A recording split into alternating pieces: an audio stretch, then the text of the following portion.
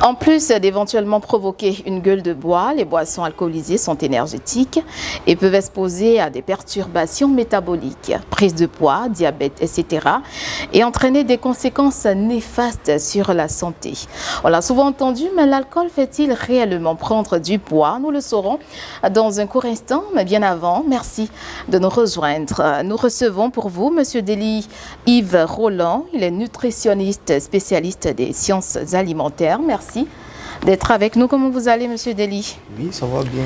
Merci d'avoir accepté notre invitation. Et merci aussi pour l'honneur et ce que vous nous donnez. Merci.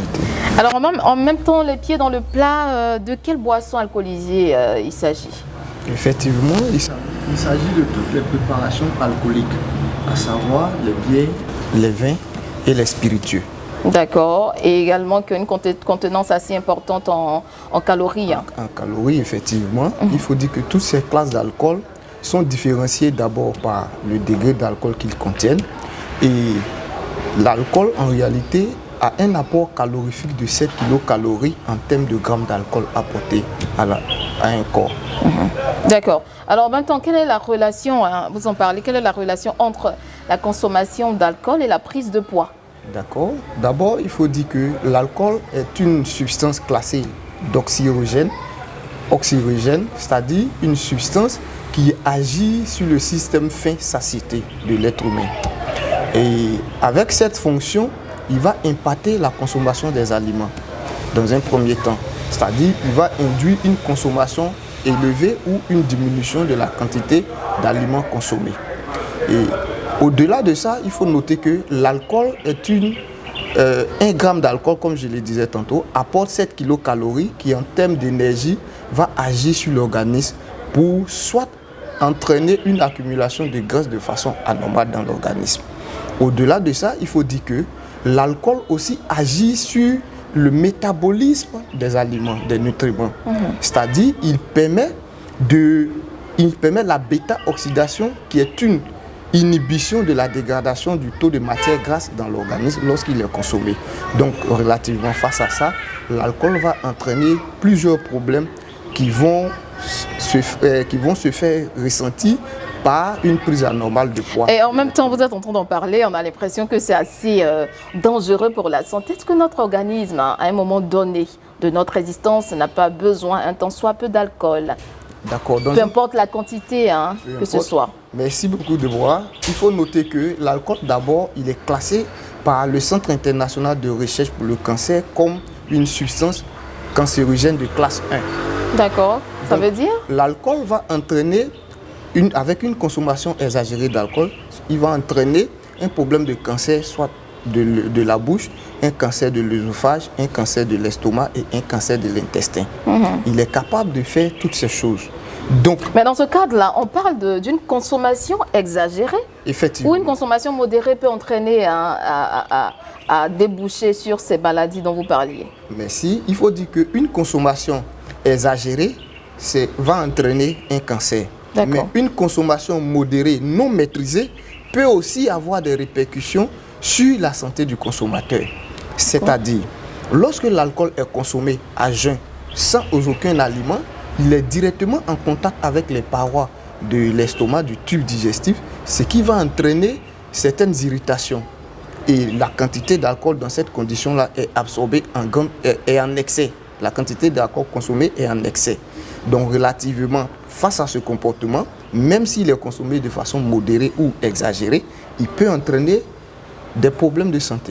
D'accord. Alors là, M. Dely, on parle là d'un impact assez négatif de la consommation de l'alcool sur la prise de poids. Dans le quotidien de l'individu, quels sont les effets constatés relativement à cette prise de poids là, lorsque cet individu justement consomme de manière modérée ou pas l'alcool? D'accord. Il faut dire qu'au niveau d'abord du prise de poids, l'OMS essaie de classer en fonction de notre alimentation aujourd'hui le problème d'obésité comme un problème de santé publique. Il faut dire que de façon exagérée, les populations sont exposées à des prises anormales. Il faut dire que la classification même de l'obésité, parce que l'IMC est au-delà de 30. Nous avons notre indice de masse corporelle qui est au-dessus de 30. Donc en ce moment, nous parlons d'obésité. Donc l'alcool, en favorisant la prise anormale de poids, va surgir à l'obésité des patients. D'accord. En même temps, on parle en même temps d'une fréquence, également de la quantité. D'accord. En rapport avec la prise de poids, assez considérable. Il faut dire que dans les sciences nutritionnelles, on n'interdit pas, parce que l'on a envie, ou bien on n'interdit pas définitivement les aliments. Qu'est-ce qu'on fait? On va donner une réglementation pour permettre une consommation modérée. Et en termes de réglementation, l'OMS, qui est l'instance internationale, a recommandé que l'alcool soit consommé à 2 verres pour une personne adulte en bonne santé. En termes de consommation de bière. 2 verres par jour. 2 verres d'alcool par jour. D'accord. En termes de vin, 1 verre pour les hommes. Et en termes de spiritueux, il faut seulement 141 millilitres d'alcool par jour. 1 verre pour les hommes et combien de verres pour les femmes? Un verre de vin pour les hommes. D'accord. Et pour les femmes, c'est la moitié. C'est la moitié. D'accord. Alors, dans une autre émission, on demandera pourquoi il y a justement voilà, cette différence au niveau des gens. Assurément, c'est du ressort de l'organisme de ces 2 sexes. Effectivement, c'est du ressort de l'organisme. C'est du ressort aussi de la physionomie et de la physiologie de chaque genre. D'accord. La femme a tendance à avoir moins de masse, plus de masse grasse et moins d'eau dans son organisme. Or, ce facteur va entraîner un élément capital dans la dégradation de l'alcool. D'accord, donc c'est un facteur même là qui précipite, hein, effectivement. D'accord. En tant que nutritionniste, pour toutes ces personnes qui nous regardent, qu'est-ce qu'il faut faire? Est-ce qu'il faut vraiment s'abstenir ou suivre à la lettre ce que vous avez demandé qu'on fasse, 2 verres de vin par jour?